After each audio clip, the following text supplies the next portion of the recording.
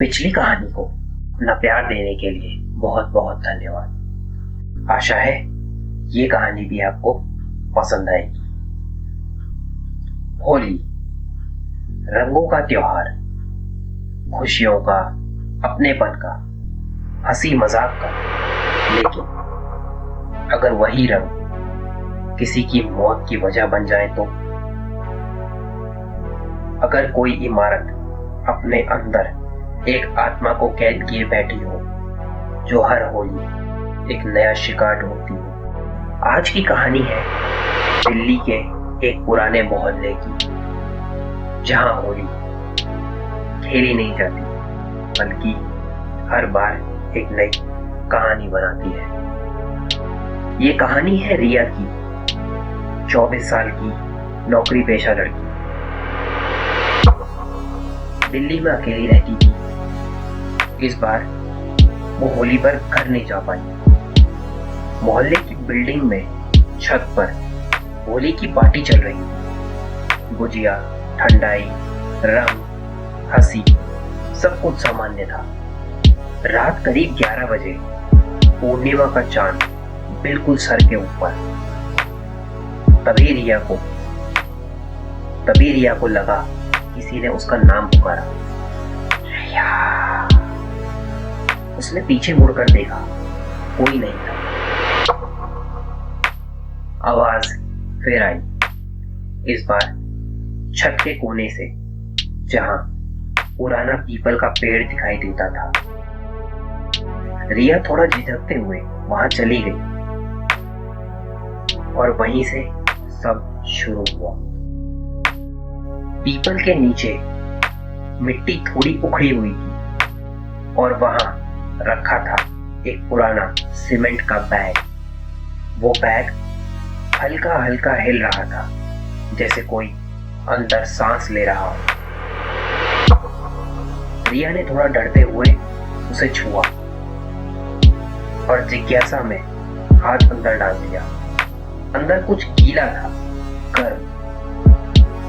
उसकी हथेली पर गहरा काला नीला रंग लगा हुआ था, लेकिन वो रंग स्थिर नहीं था, वो धड़क रहा था। रिया घबरा गई, बैग पे लात मारी और वहां से भाग गई। लेकिन रंग हाथ से नहीं उतरा। पानी से धोया, साबुन से रगड़ा, रंग और गहरा होता गया, जैसे त्वचा के भीतर समा रहा हो। सुबह आईने में उसने देखा, उसका आधा चेहरा नीला पड़ चुका था। आंखों के नीचे काले साए, होठों पर लाल धब्बे। उसे देखकर मोहल्ले में सब हंस रहे थे। किसी ने कहा, वाह रिया, क्या रंग लगाया है। उस रात उसके कमरे की दीवारों पर रंग बहने लगे, लाल, हरा, पीला।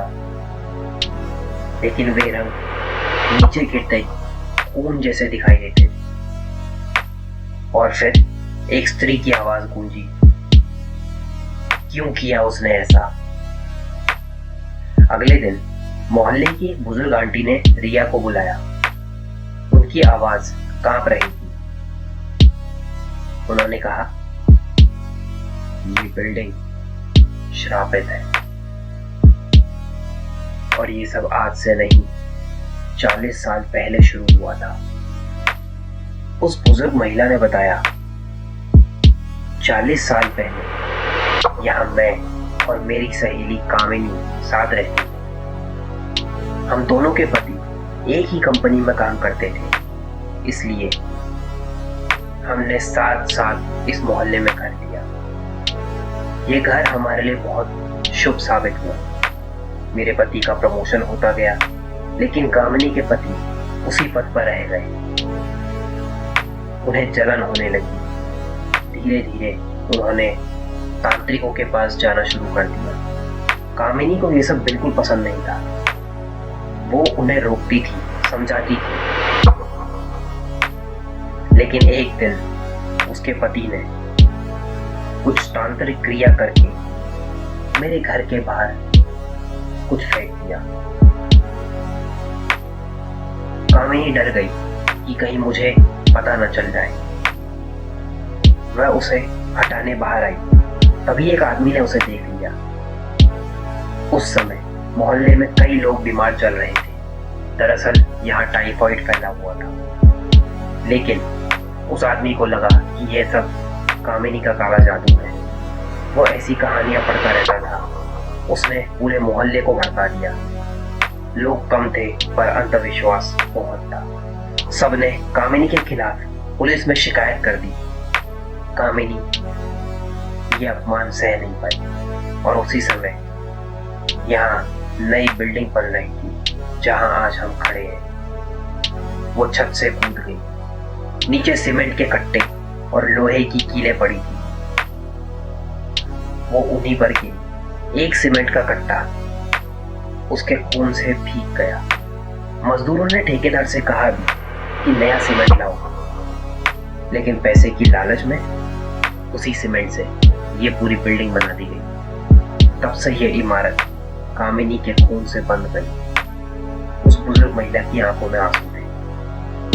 हर होली पर वो खून से सना सीमेंट का बैग दिखता है, फिर गायब हो जाता है। जिन लोगों की वजह से कामिनी मरी वे सब शहर छोड़ गए। लेकिन अजीब बात है, उनके रिश्तेदार, उनके परिवार के लोग किसी न किसी बहाने से यहाँ नौकरी करने लगते हैं और इसी बिल्डिंग में रहने लगते हैं, जैसे ये जगह उन्हें बुलाती है।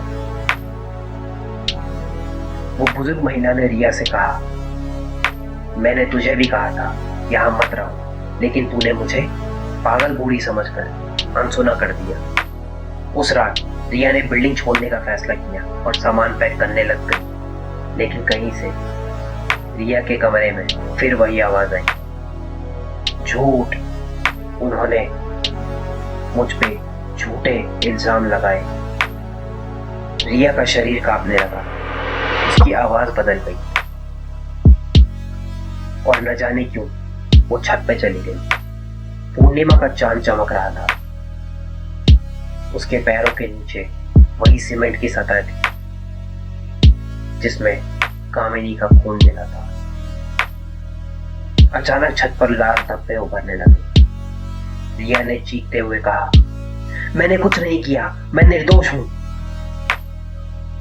लेकिन उसकी आवाज अब दो परछाइयों में बट चुकी, एक रिया की, एक कामिनी की। सुबह जब लोगों ने दरवाजा तोड़ा, रिया गायब थी। छत पर सिर्फ रंग बिखरे थे और सीढ़ियों के पास एक सीमेंट का बैग जिस पर ताजा खून लगा था।